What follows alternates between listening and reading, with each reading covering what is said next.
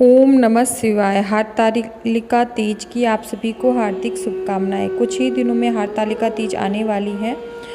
तो भाद्रपद के शुक्ल पक्ष की तृतीया को ये तिथि व्रत मनाया जाता है। हरतालिका तीज पर भगवान शिव और माता पार्वती की पूजा करने का विधान है। महिलाएं पति की लंबी उम्र और बच्चों के सुखमय जीवन और उन्नति के लिए ये व्रत करती हैं। और कुंवारी कन्याएं ये व्रत अच्छा घर वर प्राप्त करने के लिए करती हैं और इस व्रत को निर्जला व्रत रखा जाता है। आइए इसकी पूजा की शुरुआत करते हैं। पहले मैंने चौकी बिछाई। चौकी पर मैंने पीला वस्त्र बिछाया और थोड़ा सा सजा लिया है और भगवान जी की तस्वीर यहाँ पर स्थापित करी है।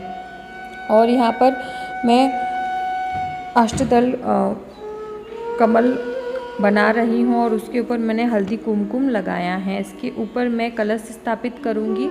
कलश के ऊपर मैंने स्वस्तिक बनाया है और जल के अंदर मैं गंगा जल डालकर इस कलश के अंदर जल डालूँगी और कलश के कंठ पर मोली बांध देनी है हमें। और जल के अंदर लौंग, इलायची, सुपारी, हल्दी की गांठ, अक्षत, पुष्प, ध्रुवा और एक सिक्का डालना है। इसके बाद में 5 पल्लव लगाने हैं। आम के या अशोक के कोई भी लगा सकते। पत्तों को अच्छे से तिलक लगाकर सजा देना है। इसके ऊपर पूर्ण पात्र रखना है।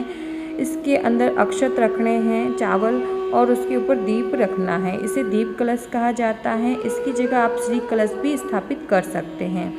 अब मैंने इसको जल से अभिषेक किया है और तिलक लगाया है और अक्षत अर्पण किए हैं, पुष्प अर्पण किए हैं, वस्त्र स्वरूप मोली अर्पण करी है और विनती करी है सभी भगवान जी को इस कलश में बुलाकर कि आइए इस पूजा में सम्मिलित होइए।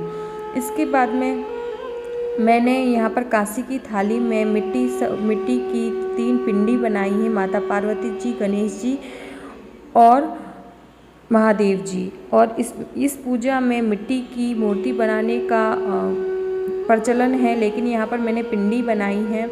इसके बाद में जल से अभिषेक करवाएंगे तस्वीर का, महादेव जी की और पार्वती जी का। अब हाथ में अक्षत और पुष्प ले लेंगे और कहेंगे कि हे भगवान जी, आप सभी आइए इस पूजा में सम्मिलित होइए और इस पूजा करने का सौभाग्य हमें प्राप्त करवाइए। और अक्षत और पुष्प हमें इनके पास छोड़ देना है। इसके बाद में पंचामृत से हमें गणेश जी का, महादेव जी का, माता पार्वती जी का स्नान करवाना है। फिर इसके बाद में सादे जल से हम स्नान करवाएंगे। अब हम यहाँ पर वस्त्र स्वरूप मोली अर्पण कर रहे हैं। यहाँ पर मैं तस्वीर पर भी सभी को अर्पण कर रही हूँ। इसके बाद में हम तिलक लगाएंगे। पहले हम गणेश जी का तिलक लगाएंगे, फिर माता पार्वती जी को और फिर महादेव जी को और कार्तिक महाराज को भी हम तिलक लगाएंगे। इसके बाद में हम पिंडी स्वरूप गणेश जी को, महादेव जी को और माता पार्वती को भी तिलक लगाएंगे। हल्दी, कुमकुम, रोली, इनसे तिलक। महादेव जी का तिलक हम चंदन से लगाएंगे और इसके बाद में माता को हल्दी अर्पण करेंगे। आज के दिन हमें विशेष करके हल्दी अर्पण करनी है। माताओं को हल्दी अति प्रिय होती है। इसके बाद में हम सभी को पुष्प अर्पण करेंगे। पुष्प में जो भी मिल जाते हम अर्पण करेंगे। पुष्प अर्पण करने के बाद में यहाँ पर मैं सभी को ध्रुवा अर्पण करूँगी। यहाँ पर गणेश जी को मैं ध्रुवा अर्पण कर रही हूँ। महादेव जी को भी ध्रुवा अति प्रिय है। माता पार्वती जी को अपराजिता का फूल अर्पण कर रही हूँ। मेरे पास था इसलिए मैं अर्पण कर रही हूँ। और यहाँ पर बेलपत्र महादेव जी को मैं अर्पण करूँगी। बेलपत्र के ऊपर 3 बिंदियाँ लगाकर यहाँ पर अर्पण करना है। बेलपत्र अर्पण करते वक्त हमें नमः शिवाय का मंत्र बोलते हुए अर्पण करना है। इसके बाद मैं सभी को पुष्प अर्पण कर रही हूँ और मदार के पुष्प, आकड़े के पुष्प और मदार के पत्ते, शमी पत्र, जो महादेव जी के प्रिय हैं, धतूरे के फूल, जो भी मिल जाए उनको, जो चीज़ें प्रिय हैं वो सभी उनको अर्पण कर रही हूँ। अर्पण किया है मैंने यहाँ पर। अब मैं वस्त्र स्वरूप मोली अर्पण कर रही हूँ और अक्षत भी मैंने अर्पण किए हैं। और यहाँ पर सभी को अब मैं गणेश जी को जनेऊ अर्पण करूँगी और महादेव जी को भी जनेऊ अर्पण करूँगी। जनेऊ अर्पण करने महादेव जी को भांग अर्पण कर रही हूँ। मेरे पास सूखी भांग है, मैं वही अर्पण कर रही हूँ। भांग अर्पण करने के बाद में यहाँ पर मैं उनको गुलाल लगाऊंगी। मेरे पास पीला गुलाल था, वो मैंने उनको अर्पण किया है फूल से। इसके बाद मैं सभी को धूप अर्पण कर रही हूँ। और यहाँ पर 16 श्रृंगार करके ही पूजा करनी चाहिए हमें हरतालिका तीज की। एक दिन पहले मेहंदी लगाकर और हमें हाथ पाँव में और सुबह हमें स्नान करके पूजा का संकल्प ले लेना चाहिए। और प्रदोष काल में ये पूजा करी जाती है, शाम के समय, न शाम होती है न रात होती है, वही प्रदोष काल होता है। अब धूप और दीप भी सभी को मैं प्रज्वलित करके दिखा रही हूँ। और यहाँ पर माता पार्वती को मैं सुहाग की सामग्री अर्पण करूँगी। माता को आप 3, 5, 11, 21, 16 श्रृंगार अर्पण कर सकते हैं। इसी के साथ इसमें से मैं मेहंदी निकाल लूँगी और माता को मैं मेहंदी अर्पण करूँगी। नई कुप्पी निकाल कर ही हमें मेहंदी लगानी है। तो यहाँ पर माता पार्वती को मेहंदी अर्पण करी है।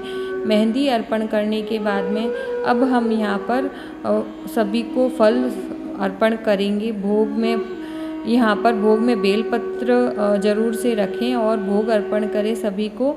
यहाँ पर सभी को भोग अर्पण करने के बाद में यहाँ मैं मिश्री और नारियल का भोग अर्पण करूँगी। महादेव जी की पूजा में नारियल को तोड़ा बदारा नहीं जाता है, अखंड ही अर्पण किया जाता है। तो यहाँ पर मैंने उनको बेल पत्र रखकर नारियल मिश्री का भोग अर्पण किया है।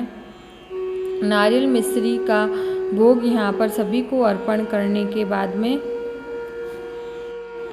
हाथ जोड़कर भगवान जी से विनती करेंगे और बड़े प्रेम से उनको निहारते हुए हम हाथ में अक्षत और पुष्प लेकर कथा सुनेंगे। हरतालिका तीज की पूरी कथा सुनेंगे। कथा हमें सुनने के बाद में जो भी अक्षत और पुष्प बच जाते हैं हम उनके चरणों में छोड़ देंगे। तो यहाँ पर मैं इत्र लगाना भूल गई थी, तो इत्र मैं यहाँ लगा रही हूँ। इत्र सभी को हमें लगाना है और यहाँ पर सभी को इत्र लगाने के बाद में हमें आरती करनी है और दक्षिणा भी अर्पण करनी है। दक्षिणा आप 11, 21 जितनी भी आपकी क्षमता हो उतनी अर्पण करें। अब कपूर से मैं आरती कर रही हूँ। कपूर से सभी को आरती करेंगे, सभी को आरती दिखाएंगे। गणेश जी को, शिव पार्वती जी को, कार्तिकेय महाराज जी को, सभी को, दीप कलश को, सभी को मैंने आरती दिखाई है। आरती दिखाने के बाद में यहाँ पर आप छोटा सा हवन कर सकते हैं। मैंने सिर्फ आरती करी, कपूर से आरती करी है और इस तरह से ये हमारी पूजा संपूर्ण होती है। इसके बाद में हम पूजा का आचमन कर लेंगे, पूजा का शुद्धिकरण कर लेंगे और दीपक और आरती का भी शीतलताकरण कर लेंगे। जल से छटक लेंगे, पुष्प से, और इस तरह से ये पूजा संपूर्ण हुई है। इस दिन पूरे मन से व्रत किया जाता है। तो मिलते हैं अगले वीडियो में। धन्यवाद। जय माता दी। राधे राधे।